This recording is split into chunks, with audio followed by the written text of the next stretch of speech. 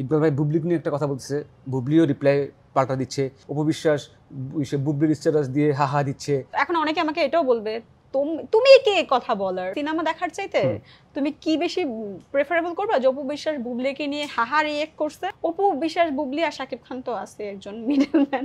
Movie দিয়ে কেউ আমাদের লাস্ট 5-7 ইয়ার্সে হিট নাই। আমার কেন জানি মনে হয় সেলফ রেসপেক্টটা সামহাও সবার কমে গেছে। দুই বধূ আর এক স্বামীর স্টোরি নিয়ে আমরা আসলে সবাই ভুক্ত।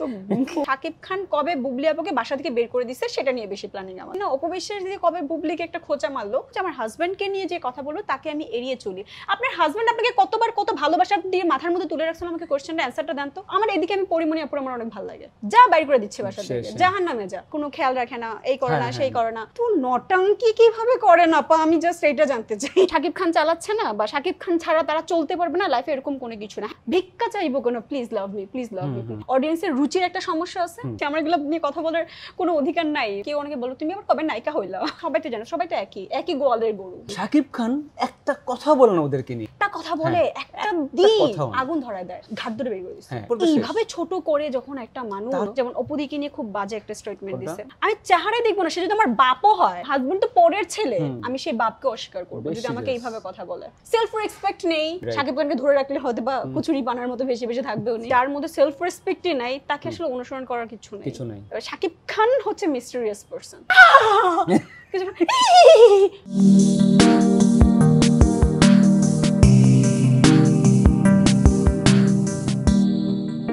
ওয়েলকাম টু মঞ্জামিদ ট্রাভেলিং উইথ মঞ্জামিদ। আমার গেস্ট আজকে মিষ্টি জাহানো, বাংলা ফিল্মের নায়িকা, অনেকগুলো মুভি করছে, 3টা। এই যে আমি দেখাচ্ছি 3টা, তুমি দেখো নাই। তো 3টা মুভি করছে অলরেডি, অ্যান্ড আপনারা অনেকেই ওকে চিনবেন। আর নাটকেও রেগুলার ছিল একটা সময়, কিন্তু এখন নাটক থেকে মুভিতে বেশি বিজি। মিষ্টি, welcome to my show. Hello. Hi, ভালো আছো? একদম। কি অবস্থা বলো? খুব ভালো, তোমার খুব ভালো। আম গুড। বলো, তুমি আমার শোটা দেখো নাকি না? না, অফকোর্স আমি দেখি। তোমার শো যবে থেকে স্টার্ট হয়েছে তারপর আমার ভালো লাগে সবার সাথে, যে তোমার খুনসুটি, মজা, মানে ওভারঅল আমার খুব ভালো লাগে। ওকে, এখন যেহেতু তুমি ফিল্ম করো, আগে তোমার ইন্ট্রোটা নিয়ে নেব। তুমি 3টা মুভি একটু জাস্ট বলে দাও, কি মুভি দিয়ে শুরু হলো, আমি একটু জানি আসলে তোমার। আচ্ছা, হ্যাঁ, আমার স্টার্টিংটা হচ্ছে 2019, আমার নাটকের মাধ্যমে স্টার্ট। তো 19 থেকে বেশ কয়েকটা নাটকে কাজ করে, তারপর হুট করে আবার একটা সিনেমার অফার আসে ফ্রম, তুমি চিনবা সম্ভবত, চিনবা রমিম ভাই। হ্যাঁ, রমিম ভাই প্রথম আমাকে নক করে। সে হচ্ছে বনি সেনগুপ্ত, কলকাতার বনি সেনগুপ্তের সাথে একটা কাজের জন্য। মানব দানব, আই থিংক তুমি মনে রাখছো। হ্যাঁ, ওই যে দিঘিকে বাদ দিয়ে দেওয়া হয়েছিল সিনেমা থেকে, টিকটক করে, তাই ঢুকে যায়নি, মানে আমাকে বলা হয়েছে যে দিঘি একটা সিনেমার জন্য কনফার্ম আছে। তো আমি তো জানতাম যে বনি সেনগুপ্তের সাথে একটা কাজ করবে মেবি দিঘি, তো ওইটা তো নিউজও দেখছিলাম। তো হুট করে আমাকে বলছে যে ওরা সামহাউ দিঘিকে বাদ দিতে চাচ্ছে। পরে বলছেন মানে ওয়াই, বলে ও টিকটকার হিসেবে অনেক বেশি ফেমাস হয়ে গেছে, তো ওকে, তো এই জন্য আমি বলছি আচ্ছা। তো আমাকে নিবে, বলো তুমি যাইতে পারো, তুমি জাস্ট কথা বলো। তারপর তো আমি কথা বলি, ইন্টারভিউজ, তারপর ডিরেক্টর আমাকে দেখে, দেন আমার সাথে কথা বলে যখন আমার কাজগুলো দেখে, যে আমি বেশ কয়েকটা নাটকে কাজ করেছি, আমার অ্যাক্টিং দেখে বলতে সি ইজ ওকে। তারপর তো মানব দানবটা করা হয়। সিনেমা কিন্তু আমাদের কমপ্লিট, গান complete, dubbing complete, everything complete, কিন্তু সিনেমাটা আসছে না just because of Shapla media maybe. Okay, এটা রিলিজ হয়নি। হ্যাঁ, আদৌ হবে কিনা তুমি সেটা জানো না? I don't know actually. আমার ইনফ্যাক্ট ডিরেক্টরের সাথে কথা হয় না। আমি গত বছর লাস্ট টাইম সম্ভবত ওনাকে আমি নক করেছিলাম, তারপর আমি ওনাকে বলেছিলাম যে আপনি গানগুলো অ্যাটলিস্ট ছাড়েন, বা এই সিনেমাটা যদি অন্য কেউ কেনে তাহলে সেটা করেন। বল কি না, আমরা করব, শেষ করব, একটা সিন জাস্ট বাকি, সেটা হচ্ছে মানে পানির নিচে কোনো একটা সিন, সেটা আমাদের কলকাতা গিয়ে শুটিং করার কথা ছিল। ওকে, দেন তারপরে ওইটাও হচ্ছে না, রিলিজ হচ্ছে না।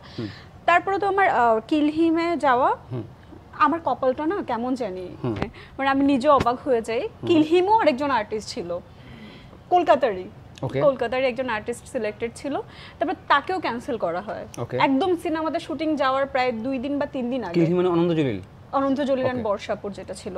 তো বেসিক্যালি ওখানে তো বর্ষাপুর ভিলেন ছিল, তোমরা যারা সিনেমাটা দেখেছো জানো। তো ওখানে আমি দেখি নাই এনিওয়েজ, বাট আমি তো জানি। শোনো, আমি চাঁদে জানি, বাট চাপ সম্পর্কে কিন্তু আমি জানি। হ্যাঁ, তো না দেখে অনেক কিছু জানা যায়। হ্যাঁ, তোমার জানতে চাইলে তুমি জানতে পারো, আর না জানতে চাইলে তো আমি দেখি নাই, দেখতেও চাই না, এই আলাদা Baat. But anyways, I am kidding, I am joking. বলো। হ্যাঁ, সরি। ভালো সিনেমা দেখা উচিত, অফ কোর্স।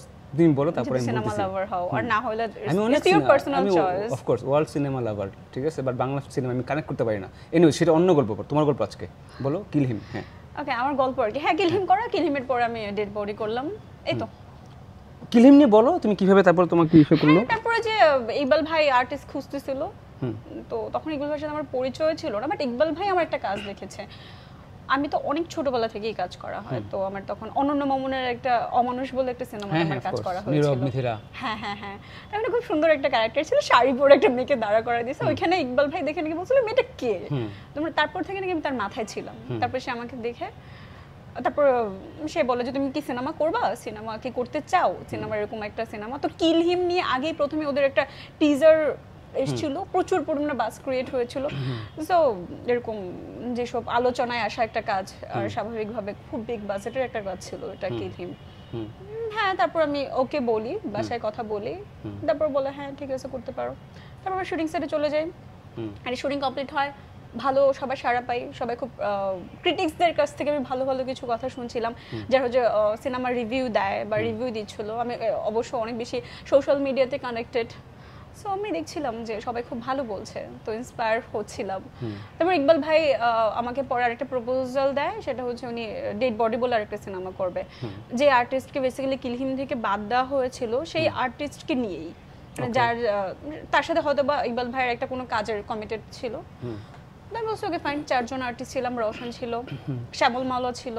তারপর আমরা ডেড বডি করি, এই তো পরপর 2টা সিনেমা করা। ডেড বডিতে কিছুদিন আগে রিলিজ হলো, ওকে। এখন আমাদের কিলহিম 2 শুটিং এর প্ল্যানিং চলছে, দ্যাটস ইট। ওকে, সেখানেও তুমি নায়িকা থাকবা? মোস্ট প্রবাবলি হ্যাঁ, আমার সাথে কথা বলা হয়েছে, আমি এখনো মানে জানি না, তবে হ্যাঁ মেবি। ওকে, এগুলো আমি আসলে আলাপে যাব, ডেড বডি নিয়ে কি কি হয়েছে, মুভি তোমরা কেন উঠাই রাখছো, হল থেকে উঠাই ফেলছো, সেগুলো নিয়ে তুমি অনেক স্ট্যাটাস ও পোস্টার তুমি করছো, সেগুলো নিয়ে যাবো, আমি শুনতে চাইবো ওগুলো নিয়ে। বাট তুমি শেয়ার করতে চাও এখনই এইসব নিয়ে? তুমি অনেক কিছু লিখছিলা, ডেড বডি কেন হল থেকে উঠাই ফেলছে, সেটা বলো। না, সেটা আসলে একটা মিসকমিউনিকেশন ছিল আমাদের অনেক বেশি, যেটা আমার কাছে মনে হয়েছে যে ইকবাল ভাই এবং অডিয়েন্সের মধ্যে একটা বিরাট বড় একটা গ্যাপ ছিল। মানে ইকবাল ভাই খুব সুন্দর মেকার, আমি জানি না, আমি এর আগে তো মনে করি আমি প্রোডিউসার হিসেবে চিনতাম, আই থিঙ্ক সবাই প্রোডিউসার হিসেবে চিনতেন। শাকিব খানের সাথে খুব ভালো একটা সম্পর্ক ছিল ওনার। তো স্বাভাবিকভাবে যখন শাকিব খানের সাথে উনি কাজ করছেন এবং ভালো ভালো কাজগুলো করছিলেন, খুব বিগ বাজেটের সিনেমার গানগুলো, টার্কিতে একটা গান পাগল মন, ইনফ্যাক্ট ওনার গান চয়েসিং গুলো খুব সুন্দর ছিল। বুবলে শাকিব খান যেটা, হ্যাঁ, তো গান চয়েসিং গুলো খুব সুন্দর। বরাবর যেহেতু বাংলা সিনেমার fan, Bangla not Bangla cinema, Bangla যে কোনো ধরনের নাটক, সিরিজ, এভরিথিং আমার খুব ভালো লাগে। আমি দেখি বাংলাদেশে কী কী কাজ হচ্ছে, বা বাংলাদেশ গ্ল্যামার ওয়ার্ল্ড বা ইন্ডাস্ট্রির ব্যাপারে আমার একটা আইডিয়া আছে। তো সেক্ষেত্রে সেদিক থেকে আমার ইকবাল ভাইয়ের ব্যাপারে আমার আইডিয়া ছিল, যথেষ্ট আইডিয়া ছিল। ইনফ্যাক্ট আমিও কাজ করতে চাইতাম, আসলে যেই ধারণার কাজগুলো আমি করতে চাচ্ছিলাম, মানে সেই টাইপের কাজের মেকার ছিলেন ইকবাল ভাই। সো উনি যেহেতু as a producer, is not only a producer, of course উনি ওনার থটসটা শেয়ার করে। যখন একটা প্রডিউসার আর্টিস্টদের সাথে কানেক্টেড থাকে, দ্যাট মিনস হচ্ছে কি ওনার থটসে কোথায় কোন কাজ হবে, আর্টিস্টরা সেইভাবে সুন্দর একটা কাজ তৈরি করতে পারে। প্রডিউসার ডিরেক্টরদের সাথে একটা সম্পর্ক ছিল খুব ভালো। তো ভালো কাজগুলো উনি করছিলেন বা ওনারা করছিলেন, আমি ইন্টারেস্টেড ছিলাম যে আমার যদি কোনো সিনেমার অফার আসে, আই থিঙ্ক ওনারা অফার দিলে অফকোর্স আমি রাজি থাকবো। এবং যখন উনি আমাকে অফার করেন কিলহিমে, আমি যখন শুনলাম যে উনি মেকার, হ্যাঁ আমি খুব সুন্দর মতোই ভাবি যে সিনেমা তো একটা বাজেটের কাজ, নাটক তো যে কোনো রকম আমরা হয়তো বা একটু স্বল্পতার মধ্যে করে আসতে পারি, একটা স্টোরি দাঁড়া করালেই হয়ে যায়, বাট সিনেমার ক্ষেত্রে বাজেটটা মোর ইম্পর্টেন্ট। এবং ইকবাল ভাইরা যেহেতু বাজেটওয়ালা সিনেমাগুলো করেন, কারণ 100টা সিনেমা হয় প্রতি মাসেই বলা যায় বাংলাদেশে, বাট কয়টা আমরা জানি, তাই না? তো ওনার সিনেমার একটা ক্লাস আছে, ওনার সিনেমার একটা সৌন্দর্য আছে, উনি এই সিনেমাটা বোঝেন। তো সেক্ষেত্রে আমি খুব ইন্টারেস্টেড ছিলাম ওনার সাথে কাজ করতে, এবং সেজন্যই ওনার সাথে কিলহিম, ডেড বডি পরপর দুটোই করা। তো আমি ওনার ডিরেকশন যখন দেখলাম যে মানে হিজ সামথিং, মানে যেটা হয়তো আমরা অতটাও বলিউড হলিউডের সাথে আমরা নিজেদেরকে কানেক্ট করতে পারবো না, বাট অতটাও আমরা মানে ওদের যে বাজেট, ওদের যে পরিবেশ, মানে ওভারঅল আমরা পারি না। বাট উনি আসলে মানে খুব বেশি না হলে বাংলাদেশের তুলনায় আমি বলতে পারবো যে বাংলাদেশের সাইড থেকে যে আমরা অতটা ভালো না হলে কিছুটা ভালো, বা ততটাই ভালো, বাংলাদেশ থেকে ভালো, বাংলাদেশের চিন্তাধারা থেকে ভালো। তো দ্যাটস আমি খুব হ্যাপি ওনার সাথে কাজ করতে পারে, মানে এজ এ ডিরেক্টর হিসেবে আমি ওনাকে পেয়ে আমি খুব হ্যাপি। বাট যেটা প্রবলেম হচ্ছে সেটা হচ্ছে কি রাইট নাও মানুষের সাথে একটা মিসআন্ডারস্ট্যান্ডিং ক্রিয়েট হচ্ছে ইকবাল ভাইয়ের, এবং বড় ধরনের মিসআন্ডারস্ট্যান্ডিং উইথ দর্শক, যেটা আমার যেটা মনে হচ্ছে। আমি জানি না ইকবাল ভাই মানে কী চিন্তা ভাবনা করেন, বাট আমার এজ এ ডিরেক্টর ওনার যে ডিরেকশনের যেই ধরনের মানে ক্যাপাবিলিটি আছে, সেখান থেকে আমার মনে হয় যে ওনার উল্টাপাল্টা স্টেটমেন্টগুলো আসলে ওনার সিনেমার জন্য প্রবলেম ক্রিয়েট হচ্ছে। কোয়েশ্চেন, যেটা কারণে এত কথা বলছিলাম যে কোয়েশ্চেন কেন আমাদের ডেড বডি নিয়ে প্রবলেমটা হলো। আমাদের সিনেমাটা তো ঈদেই আসার কথা ছিল, রোজার ঈদে। তো রোজার ঈদে বেশ কয়েকটা রাজকুমারের মতো ভালো সিনেমা গেল, তো আমাদের ডেড বডি খুব ভালো একটা সিনেমা ছিল, যারা দেখেছেন রিলিজ হয়েছিল তখন। হ্যাঁ, না ঈদে আসেনি, এটা ঈদের পরে তো আসলো। হ্যাঁ, ভালো একটা সিনেমা ছিল। বাট ওই যে ইকবাল ভাইয়ের বললাম না কিছু স্টেটমেন্ট, কি স্টেটমেন্ট ছিল? মানে উনি আসলে জানি না উনি মার্কেটিং স্ট্র্যাটেজিটা ওনাকে কে কীভাবে বুদ্ধি দিচ্ছে বা কি জানি না, আমাদের সিনেমার যে মার্কেটিং স্ট্র্যাটেজিটা ওনার চেঞ্জ করা উচিত, বা উনি হয়তো বা যখন যা খুশি বলে ফেলা যে লাইক কি বলবো, অফকোর্স আমরা আসলে কি চিন্তা করব যে একজন ডিরেক্টর আসলে আরও বেশি কথা বলার ক্ষেত্রে সংযত হওয়াটা উচিত দরকার হয়তো বা ওনার। মানে আমি আসলে ছোট মানুষ, আমি একদমই ওনাকে কোনো কিছু ধরনের কোনো পরামর্শ দিতে পারবো না, তবে এত সুন্দর একটা সিনেমা আরো সুন্দর হতে পারতো, আরো অডিয়েন্সের কাছে যেতে পারতো। ভালো খারাপ আসলে অডিয়েন্সরাই বলতো, এটা পুরো অডিয়েন্সরাই জানতো ভালো খারাপ ওদেরই ব্যাপার ছিল। বাট আমাদের যেটা উচিত, আমাদের মানে আর্টিস্ট হিসাবে বা ডিরেক্টর হিসাবে বা আদার্স যারা আছেন, আমাদের কি বলা উচিত ছিল যে আমরা আসলে ভালোটা ট্রাই করেছি, বাট ভালো আমরাই ভালো এটা তো আমাদের বলার কোনো অধিকার নাই না, এটা সিলেক্ট করবে দর্শক, এটা বলবে দর্শক।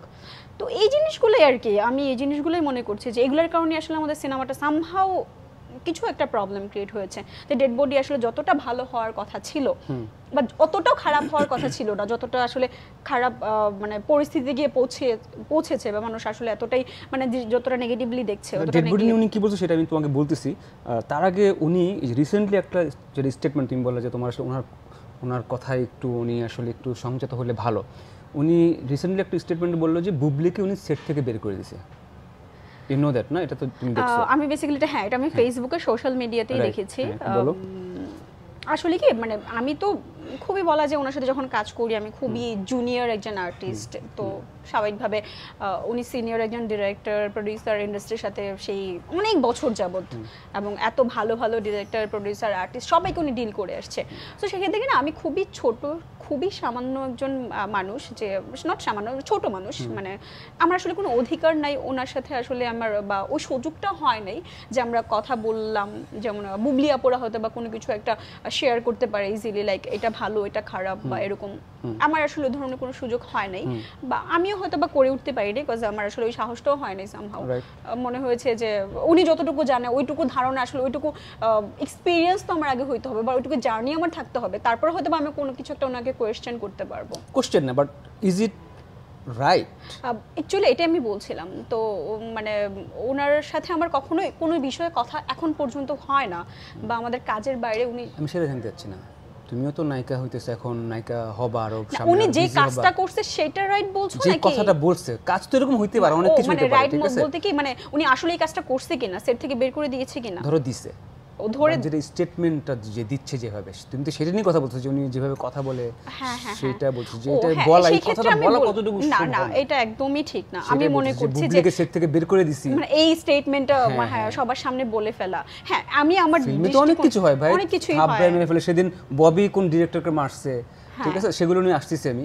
কিন্তু এইটা তুমি যেহেতু তোমার ডিরেক্টর, তুমি তাকে নিয়ে কথা বলতেছো এবং সেটাই আমাদের প্রসঙ্গ উঠে আসলো, ওই জন্য জাস্ট তোমার কমেন্ট জানতে চাচ্ছি, তোমার পয়েন্ট অফ ভিউ জানতে। না, আমার পয়েন্ট অফ ভিউ থেকে অফকোর্স আমার রাইট বলা উচিত। অ্যাজ এ ডিরেক্টর উনিও একজন ইন্ডাস্ট্রির মানুষ, একজন ইন্ডাস্ট্রির কাউকে যদি আমি ছোট করি তার আগে আমি নিজেও ছোট হচ্ছি, নিজেকে ছোট করছি। সো আমি মনে করছি যে এটা একদমই ঠিক না। মানে একজন আর্টিস্টের সাথে ডিরেক্টর আসলে মারেও, এটাও সত্যি কথা, কিছু না হলে director is like a guardian. এই তুমি পারছো না কেন, দ্যাটস ফাইন, বাট এটা যখন বাইরে পাবলিকলি বলা, আরেকজনকে ছোট করে, আরেকজনকে ছোট করে কোনো কথা বলা, আমি মনে করি ইন্ডাস্ট্রির একজন মানুষ হিসাবে আসলে ওনার এই ধরনের স্টেটমেন্টই আসলে ওনার জন্যই প্রবলেম ক্রিয়েট করছে। মানুষ ওনাকে হেট করছে, অপছন্দ করছে, এবং এইটার ফলাফল হচ্ছে ওনার সিনেমাতে। লাইক মানুষ তখন সিনেমা যখন দেখতে যাবে তখন মনে করে আচ্ছা এই লোকটা এত মানুষকে ছোট করে কথা বলে।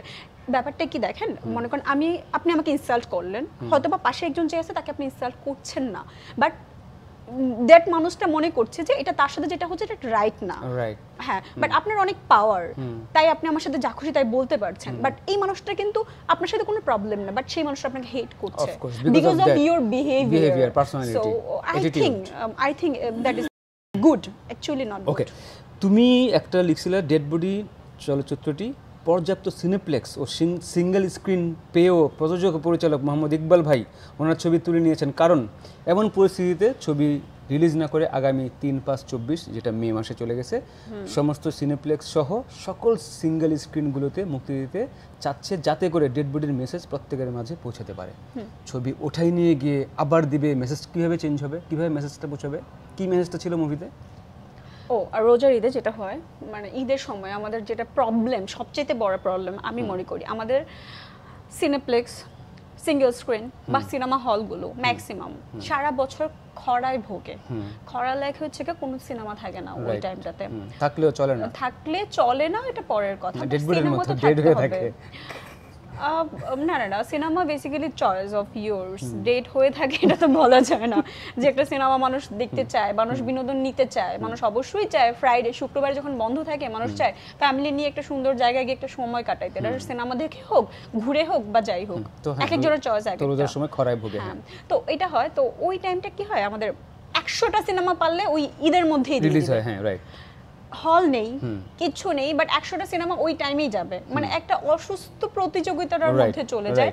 আর দ্যাট মোমেন্টে এমনও আমি শুনছি, আই ডোন্ট নো অ্যাকচুয়ালি, আমি সিনেমাতে মানে কাজ করছি হয়তো বা 2-3টা শুনতে পারছি যে কিছু কিছু প্রোডিউসার বা কিছু কিছু ডিরেক্টর তারা হয়তো বা অফার করে বিভিন্ন সিনেপ্লেক্সগুলোকে যে আমি তোমাকে পে করছি, তুমি সিনেমাটা চালাও, হয়তো বা চলবে, না চললে তুমি বের করে দিও। তো ওই যে ধরনের কাজটা, সেটাও আসলে সিনেমার সাথে এথিক্সের সাথে যায় না, যেটা আসলে ইকবাল ভাইয়ের হয়তো বা পছন্দ হয় নাই। তো পর্যাপ্ত সিনেপ্লেক্স তো অফকোর্স পাবে, শাকিব খানের কোনো সিনেমা যখন আসবে তখন স্বাভাবিকভাবে ইকবাল ভাইয়ের সিনেমাটা পাবলিক জানবে, কারণ বাস যখন ক্রিয়েট হয় তোমার কান পর্যন্ত শাকিব খানের সিনেমার পরে কিন্তু ইকবাল ভাইয়ের সিনেমার কথাটাই আসছে, তাই না? আরো 100টা সিনেমা আসছে, কয়টা সিনেমার নাম তুমি মনে রাখতে পারছো?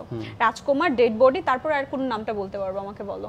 আমি বলতে পারবো, ডোন্ট চ্যালেঞ্জ মি।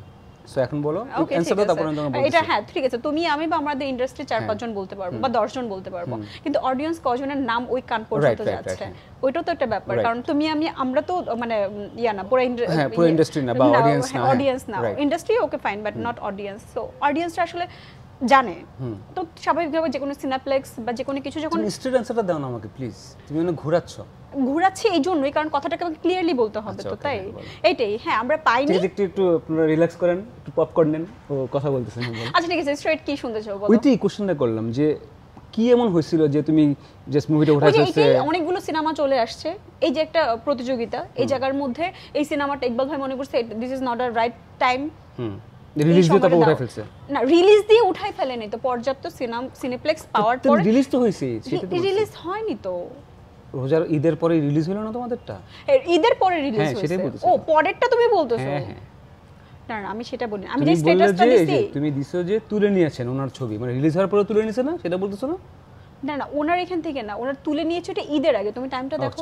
আমি সিনেপ্লেক্সের লিস্টগুলো দিয়েছিলাম সেখানে। হ্যাঁ দিয়েছিল, রাইট। হ্যাঁ, দ্যাট মিন্স হচ্ছে যে ঈদের পরে যখন আমাদের সিনেমাটা আসবে, আসার আগে, বাট সিনেমা রিলিজ দেয় না, আই থট তুমি আমাকে ওইটা বলতেছো যে ঈদের মধ্যে কেন রিলিজ দেয়। ইকবাল ভাই আরেকটা লিখছে যে ডেড বডি দেখার পর, আচ্ছা ডেড বডি একটা মুভির নাম, হ্যাঁ আমরা তো ডেড বডি বলছি, এটা মুভি। ওর ইকবাল ভাই যেটা লিখছিল যে ডেড বডি মুভিটা, ডেড বডি দেখার পর যদি কেউ বলতে পারেন এর নির্মাণ খারাপ, তাহলে জীবনে আর সিনেমা নির্মাণ করব না। এফডিসিতে দাঁড়িয়ে কথা দিয়ে গেলাম, আমি অন্যদের মতো না, কথা দিলে তা রাখি। বাংলাদেশ আন্তর্জাতিক মানের ভৌতিক গল্পের ছবি নির্মাণ করতে পারে, ডেড বডি হবে তার বড় প্রমাণ। সবার প্রতি অনুরোধ, সিনেমাটি দেখার পর ভালো মন্দ মন্তব্য করবেন। দেখে আসলেই সিনেমাটা তো তুমি নিজেও দেখো নাই? না দেখি নাই। আমি তো দেখছি সিনেমা, তো দেখার পর অনেকেই দেখে নাই। হ্যাঁ অনেকেই দেখে নাই, জানি বা দেখতে পারতো হয়তো। এই যে আমাদের অডিয়েন্স, তুমি ডেড বডি দেখছো? তুমি দেখছো? তুমি দেখছো তো না, আমি শুনছি প্রথম। তো আমার কথা হচ্ছে কোথায়, তো যখন একটা ডিরেক্টর এত কনফিডেন্টলি কিছু একটা বলবে, শোনো আই ওয়ান্ট টু ডিরেক্টর এইটাই বলছে সিনেমাটা দেখার পরে সেটা পৌঁছাতে হবে সবার কাছে, সেটা ইম্পর্টেন্ট। হ্যাঁ সিনেমাটা দেখার পরে, হ্যাঁ সেটাই বললাম যে এই যে প্রবলেম গুলো ক্রিয়েট হয়েছে, সার্বিক এতগুলো কথা যে আমি বললাম, আবার তো সেম কথা বলতে হবে, কেন বলবো? যে ধর একবার তুমি বলছো ভালো ডিরেক্টর, উনি যে বাজেটে কাজ করে, মেকার ভালো, মেকিং ভালো ছিল, হ্যাঁ সিনেমাটা ছবিগুলো মানুষের কাছে যাচ্ছে না because of his few statements, তুমি সেটা বলতেছো তাই তো? তো ওইটা একটা ব্যাপার। আবার আরেকটা লিখছিল কিল হিম নিয়ে লিখছিল যে আমার কিল হিম সিনেমা দেখে একজনকেও নেতিবাচক মন্তব্য করতে শুনিনি, সিনেমাটি খারাপ হয়েছে ফেসবুক ইউটিউবে এমন কোনো ক্লিপ দেখাতে পারলে তাকে 50,000 টাকা পুরস্কার দেবো। এগুলো ভাই কে বলে? একটা সেন্সিবল ডিরেক্টর এভাবে কেন কথা বলবে? আমি বলি মার্কেটিং স্ট্র্যাটেজি এক একজনের এক এক টাইপের হয়, বাট এটা তো স্ট্র্যাটেজি ফেইলড স্ট্র্যাটেজি না। সিনেমা তো অবশ্যই ভালো ছিল, আরে বাবা ফিল্ম অবশ্যই ভালো মেকিং ছিল। আমি তো সেটা বলতেছি না, আমি সিনেমা নিয়ে কথা বলতেছি না, আমি স্ট্র্যাটেজির কথা বলছি, যেটা তুমি বললা স্ট্র্যাটেজি যে উনি যেভাবে কথা বলে, ওনার যে মার্কেটিং স্ট্র্যাটেজি, উনি যেভাবে কথা বলে সেগুলোর জন্য তো নেগেটিভলি দেখে কথাটা উনি মানুষ, বলছে। হ্যাঁ কিলহিমের ব্যাপারে যেটা, যদি কেউ খারাপ বলে, যা সিনেমা বোঝে যারা, তারা যদি খারাপ বলে তাহলে 50,000 টাকা সে দিবে। তো ওটা তো একটা সিনেমার স্ট্র্যাটেজি, কারণ জাজমাল এটা দুদিন পরে পরে যে তো টাকা দিচ্ছে, ওই যে হরর মুভি মনে দেখে বলছে, এটা যার যার পারসেপশন, এটা নিয়ে আমাদের কথা বলার কিছু নেই, এটা সিনেমার স্ট্র্যাটেজি থাকতেই পারে। হ্যাঁ অবশ্যই সিনেমা খারাপ হয় না, কিলহিম অবশ্যই খারাপ হয় নাই, এটা যারা যারা সিনেমাটা দেখছে তারাও বলবে। ইনফ্যাক্ট আমি দেখলাম যে ডেড বডি দেখার আগে ট্রেলারটা আমাদের খারাপ হচ্ছে, এটা সত্যি কথা। ট্রেলার যে বানাইছে, ইনফ্যাক্ট আমি ইকবাল ভাইকে স্ট্রেটলি বলছে, ভাইয়া এটা কেমন ট্রেলার বানাইছেন, কিলহিমের পর আপনার এরকম একটা ট্রেলার যায়? পরে বলছে আমি ওই লোকটাকে বিশ্বাস করাটাই ভুল হয়েছে, আমার তাকে দিয়ে ট্রেলার বানানোটা ঠিক হয় নাই। নিজেও স্বীকার করছে জিনিসটা। হ্যাঁ এবং আমাদের সাথে একটা কথা হয়েছিল এই জিনিসটা, যে এরকম একটা ট্রেলার হয় না, সিনেমাটা যথেষ্ট ভালো ছিল, এটা ফর গ্যারান্টেড। আমাদের ডেড বডি সিনেমাটা আসলে যথেষ্ট ভালো ছিল। হ্যাঁ কিছু কিছু বিএফএক্স এ এত দক্ষতা আমাদের বাংলাদেশে নাই, বা দক্ষ কোনো বিএফএক্স করা হয় না। হ্যাঁ হয়তো আমরা চলে যাই কলকাতায় বা ইন্ডিয়ায়, যদি বোম্বেতে গিয়ে করা হয় তাহলে হয়তো ভালো বিএফএক্স পাওয়া যায়, কিন্তু কলকাতা কতটা ভালো বিএফএক্স হয়?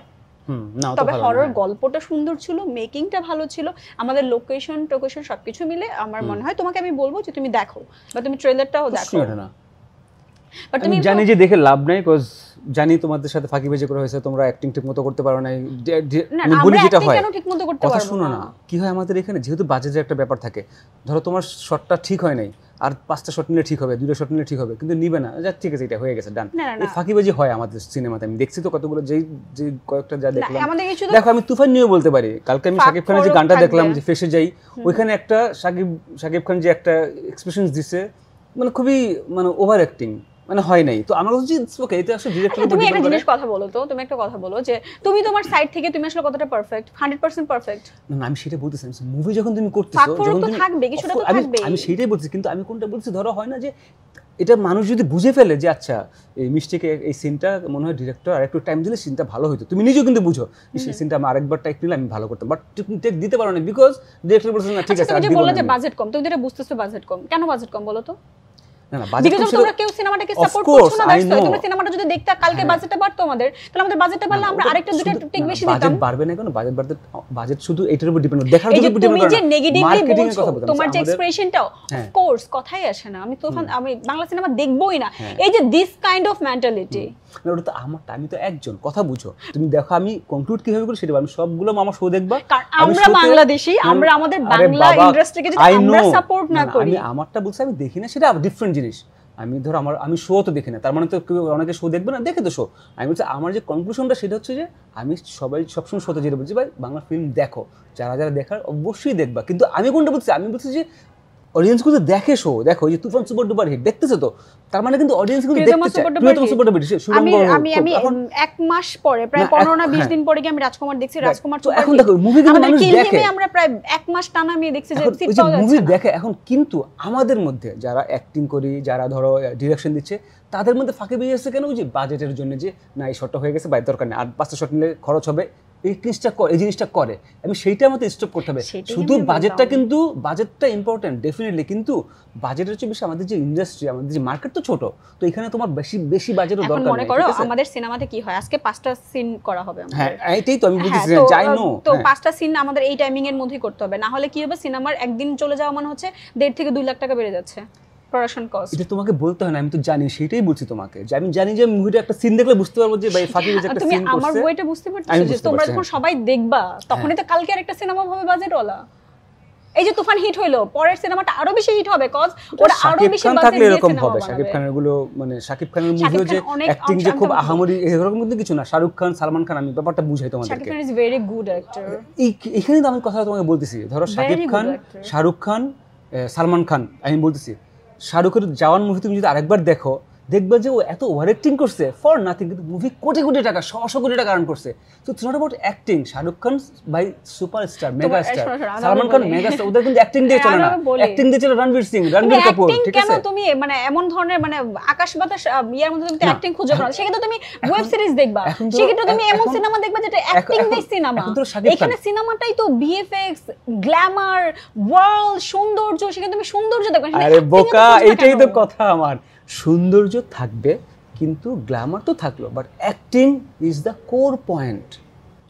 তো শাকিব খানকে যত লাফালাফি করো, শাকিব খান নিজেও জানে যে আমি এই সিনটা, এই শটটা যদি আরেকবার দিতাম আমি খুব ভালো দিতে পারতাম, দিতে পারিনি because of the budget of like you know, এটা হতে পারে টাইমিং বা অল, অনেক ব্যাপার থাকে, ঠিক আছে? আমি কোনটা বলতেছি, অ্যাক্টিংয়ের জন্য যে মানুষ মুভি দেখে না ব্যাপারটা তা না। আমি আমার কথা বলছি, আমার একটা প্রবলেম আছে যে আমি বুঝি যে আমি ইন্টু ডিরেকশন টু, আমি ফিল্ম ডিরেকশন দিই না, আমি অন্য যে ডিরেকশন দিই, টিভিসি হোক, ওবিসি হোক, বা মিউজিক ভিডিওস হোক, বা শর্ট ফিল্মস হোক, আমি তো ডিরেকশন দিই। আমি তো জানি, আমি তো পড়াশোনা আছে আমার ডিরেকশন নিয়ে, তো সেখানে আমি একটা সিন দেখলে বুঝতে পারি। তো ওই ফাঁকিবাজিটা দেখলে আমার মনে হয় যে আমি দেখতে চাই না, ওইটাই, আর কিছু না। বাট এখন মনে করো আমি চাই যে সবাই দেখুক, নো ইস্যু। দেওয়া হলো তোমার এই ধরনের বাজেট আছে, এখন তুমিও তো এই জায়গাটাতে একটু ছাড় তুমিও দিবা, অবশ্যই দিব। তো সেইটাই চিন্তা করো। আমি চিন্তা, আরে বাবা, তুমি পার্সোনালি নিচ্ছ, কিন্তু আমি পার্সোনালি বলতেছি না, আমি বলতেছি আমাদের ওভারঅল জিনিসটা এরকম, বুঝতে পারছো? আমি যদি প্রথমেই বলি খাইলাম না, ধরলাম না, না দেখবোই না, বাংলা সিনেমা দেখবোই না। আমি তো না দেখে বলতেছি না, আমি তো দেখবো না, আমি দেখতেছি। এই জিনিসটা তো নেগেটিভিটি ছড়ায় না। ধর আমি তোমার কোনো মুভি দেখি না, কিন্তু আমি জানি না তুমি মুভি করতেছো, তুমি বলার আগে নাম বলে দিছি কিনা, কেন? কারণ আমি আই নো তুমি, আমি দেখবো না, এই কথা তো নেগেটিভিটি ছড়ায়। আমি দেখবো না ব্রো, এটা নেগেটিভিটি ছড়ায়। আচ্ছা ভাই, ওর জন্য আমি দেখবো। ওকে, এনিওয়েজ, না, সো ডেড বডি, কিল হিম এবং তোমার মানব দানব তো রিলিজ হয় নাই বা হবে কিনা তুমি শিওর না। এর মধ্যে কোনো মুভি নিয়ে কোনো কথা হয়েছে তোমার? এই যে বললাম কিল হিম 2, না মানে 2 এটা মানে কথা হচ্ছে যে হবে।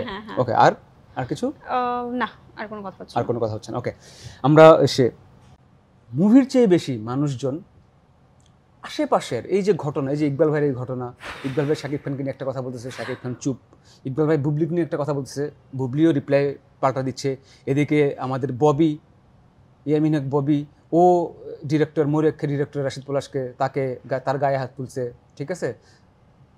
এসব নিয়ে আমাদের আসলে ইন্ডাস্ট্রিতে, তারপরে ওইদিকে আবার অপবিশ্বাস বুবলির স্ট্যাটাস দিয়ে হাহা দিচ্ছে। হ্যাঁ, তো আমাদের ইন্ডাস্ট্রিতে মুভির চেয়ে এইসব আলোচনায় সবাই বিজি। মুভি নিয়ে কিন্তু আমাদের এখানে শাকিব খান ছাড়া, একমাত্র শাকিব খান ছাড়া মুভি দিয়ে আমাদের এখানে এখন কেউ হিট নাই। সবাই হিট কিসে?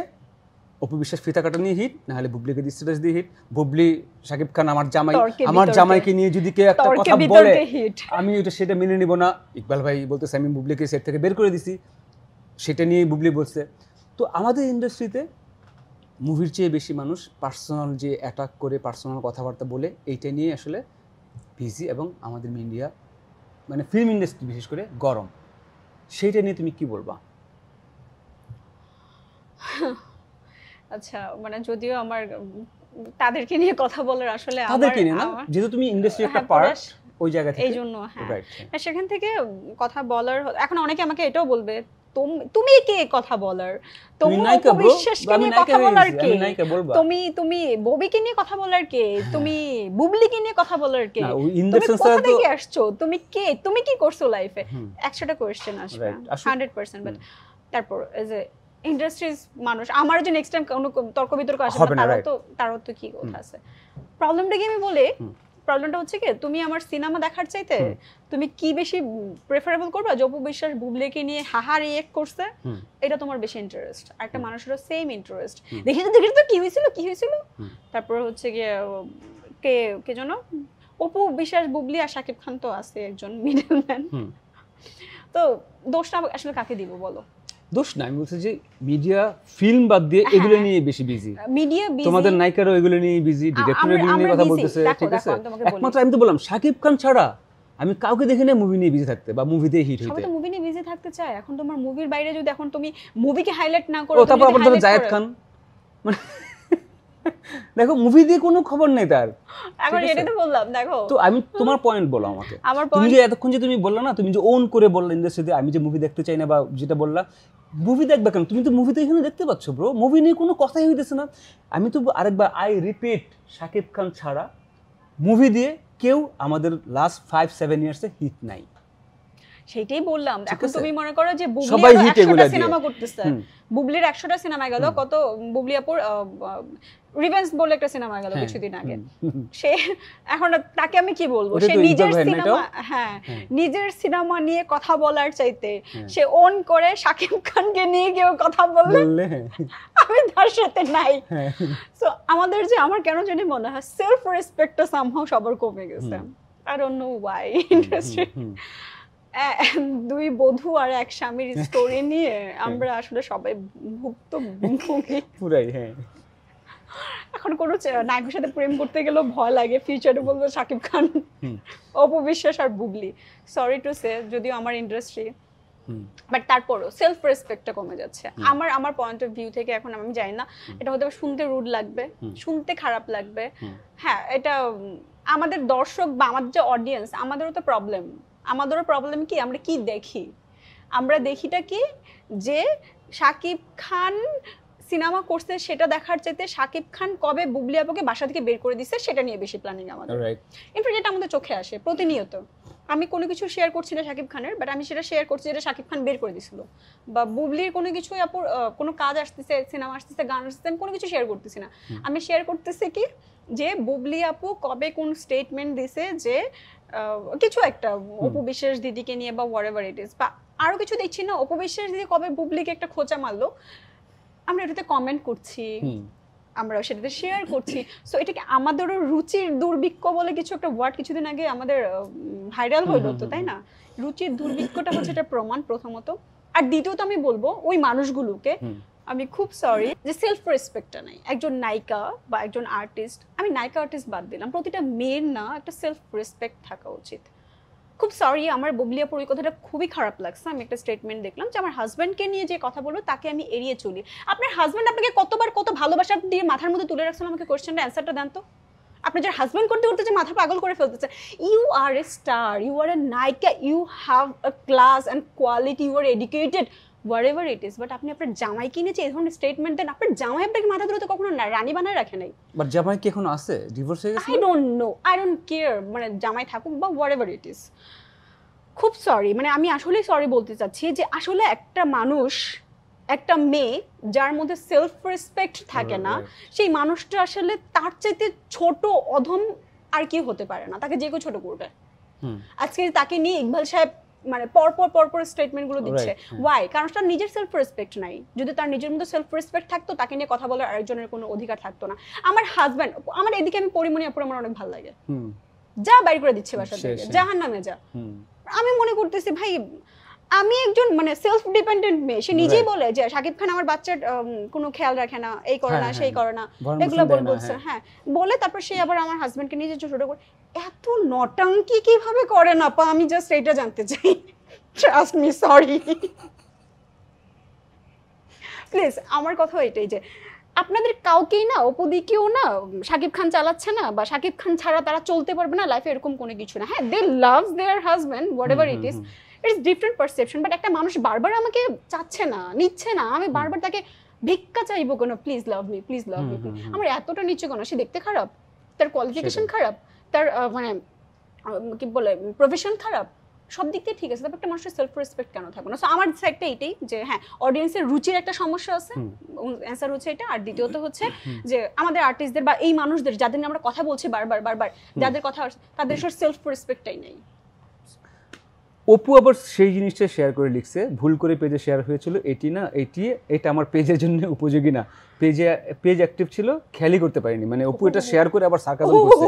হ্যাঁ, তো এটা নিয়ে একটু বলো, আমি শুনতে চাই যে মানে এই নিউজ যে বুবলির পুরা ওই সেটা আমার স্বামীকে অসম্মান করে ছবিটা শেয়ার করেছে, এটা আবার লিখতেছে। আমার এগুলো নিয়ে কথা বলার কোনো অধিকার নাই, বাট তারপরে তুমি আমাকে বলছো যে আমি ইন্টারেস্টেড আর্টিস্ট হিসাবে, যদিও আমি এখনো ওরকম কোনো কিছুই করি না। এখন কেউ অনেকে বলো তুমি আবার কবে নায়িকা হইলা, নায়িকা তো তুমি, আরে তুমি ইন্ডিয়ান বাট বডি আমাকে নায়িকা কোশ্চেন করো তুমি এবার কি করেছো, তুমি কি কাজটা করেছো।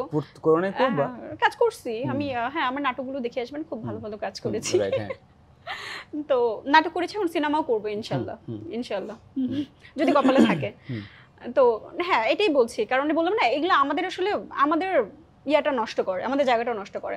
লাইক আমাকে নিয়ে যদি কেউ একটা কথা বলবে, আমাকে নিয়ে কেউ ছোট করবে, আমি এটা রিয়াক্ট করব, তখন কি বলবে সবাই তো জানে, সবাই তো একই গোয়ালের গরু, এরকম একটা কথা চলে আসবে। কিন্তু কারণ সেও আর্টিস্ট, অথবা সে এখন টপ পর্যায়ে তারা চলে গেছে, তাদের পজিশনটা টপ, তারা ভাই আমার জন্মের আগে থেকে স্টার্ট করছে, সো এটা স্বাভাবিক। ওটা বলে লাভ নেই, মানে অনেকে এটা বলবে তুমি তো জাস্ট 2 দিনে আসছো, 2 দিনে আসবো না কেন, কারণ আমার জন্ম হয়েছে 2 দিন আগে, আপনার 4 দিন আগে আপনার জন্ম হয়েছে, তাই আপনি 2-4 দিন আগে আসছেন। জুলাইতে? হ্যাঁ আমার জুলাইতে, জুলাইতে বার্থডে কবে? 18 জুলাই। আমার 8th। দ্যাট মিন্স আমরা ক্যান্সারিয়ানস। ও সেম ইগোইস্টিক প্রবলেম, এই জন্য তো প্রবলেম হচ্ছে দুইজনের। আমাদেরকে কেউ নক না দিলে আমরা নক দিই না, সবসময় বোঝানোর ট্রাই করি যে আমাদেরকে সবাই চায়। হ্যাঁ ভেরি ওয়ান্টেড। ক্যান্সারিয়ানদের একটা প্রবলেম আছে কিন্তু, যে এটা আমার দেখার বাট দেখো শাকিব খান একটা কথা বলে না ওদেরকে নিয়ে, মানে যা বলার সে বলে ফেলছে, যা বলার সে বলে ফেলছে যে ভাই তোমরা আমাকে নিয়ে, এবং সে একটা কথা বলে একটা দিন আগুন ধরায় দেয়। হ্যাঁ ভাই তো যা বলার বলেছে, ওইটা হ্যাঁ ঘাট ধরে বের করে দিয়েছে। হ্যাঁ ওই তো শেষ বলে ফেলছে, এরপর তো এইভাবে ছোট করে যখন একটা মানুষ, দেখেন আমরা কত কিছু শুনছি, সে দুজনকে নিয়ে একটু দুইটা স্টেটমেন্ট দিয়েছে খুবই টাফেস্ট, যেমন অপুদিকে নিয়ে খুব বাজে একটা স্টেটমেন্ট দিয়েছে প্রথম পর্যায়ের দিকে, হাতে নাতে ধরছে। আচ্ছা হ্যাঁ রাইট, হ্যাঁ হ্যাঁ হ্যাঁ। তো এরকম একটা কথা বলার পরে একটা মানুষ, আমি তো লোকটার চেহারাই দেখবো না, আমি চেহারাই দেখবো না, সে যদি আমার বাপও হয়, বাদ দিলাম হাজবেন্ড তো পরের ছেলে, তার সাথে আমার ব্লাডের সম্পর্ক নাই, তার রক্তের সম্পর্ক নাই, তার সাথে সে যদি আমার জন্মদাতা বাপও হয়, আমি সেই বাপকে অস্বীকার করবো যদি আমাকে এইভাবে কথা বলে। এটাই তো হওয়া উচিত। সরি টু সে, আমার সেলফ রেসপেক্ট ইম্পর্টেন্ট। এই ইউনিভার্সে আমি একটা ডিফারেন্ট সত্তা, আমি একটা ডিফারেন্ট জিন, আমি জন্মাইছি আমার নিজের কিছু সত্তা নিয়ে, আমি এইটাকে ছোট করতে দিব না। আমাকে আর কেউ ছোট করবে কে? আমাকে ছোট করবা তুমি? Who the hell you are. হ্যাঁ আমি তুমি আমাকে খাওয়াচ্ছ না, পড়াচ্ছ না, কিছু করছো না, তারা তো আরো বেশি সেলফ ডিপেন্ডেন্ট হওয়ার কথা, তারা তো সোশ্যালি, সামাজিক ভাবে, ইকোনমিক্যালি সব দিক থেকে দেয়ার কেপেবল, তারপর তারা এইভাবে ছোট হচ্ছে। তারপর হচ্ছে একটা কথা বলার পরে সেই মানুষটার দিকে তো নামই নেওয়া উচিত না। কেন হচ্ছে তোমার কি মনে হয় বলো? সেলফ রেসপেক্ট নেই, আর কোনো কারণ নেই? আরো কিছু কারণ, I don't know. I think এটা বললে ওদের যে ট্রেন্ডিং এ থাকা যায়, এখন তো আবার সবার মধ্যে এটা কাজ করে যে ট্রেন্ডিং এ থাকতে হবে, কিছু না কিছু বলে সবাইকে একদম নিজের জায়গাটাকে পরিপুক্ত করতে হবে, আমি তো অমুক তমুক হয়ে গেলাম, বা মনে রাখবে না। লাইক হয়তো বৌদিকে আমরা এর মধ্যে ভুলে যেতে পারতাম, উনি চাচ্ছেন না ওনাকে ভুলে যাই, শাকিব খানকে ধরে রাখলে হয়তো বা কুচুরি বানার মতো ভেসে ভেসে থাকবে উনি। খুব বাজে বাজে ওয়ার্ড বলছি, সরি। তোমাদের দুজনের মধ্যে কে ফেভারিট বা তোমার ভালো লাগে কাকে? আমার কাউকে ভালো লাগে না, বুবলি উপু কাউকে না, কারণ তাদের পার্সোনাল, যা আমি মনে করি যার মধ্যে সেলফ রেসপেক্টই নাই তাকে আসলে অনুসরণ করার কিছু নেই। ওকে হ্যাঁ, তাদেরকে আমার দুজনের একজনকে ভালো লাগে না। তবে হ্যাঁ আর্টিস্ট হিসেবে অ্যাক্টিং ভালো লাগে বুবলি আপুর আমার। অপুদির কোনো অ্যাক্টিং আমি দেখিনি, জানি না কি, বাট মানে এজ এ পার্সন আমার মনে হয় যে অপুদি ভালো, মন থেকে ভালো, কারণ ফ্রেশ, ওনার কথাবার্তা আমার মনে হয় ফ্রেশ।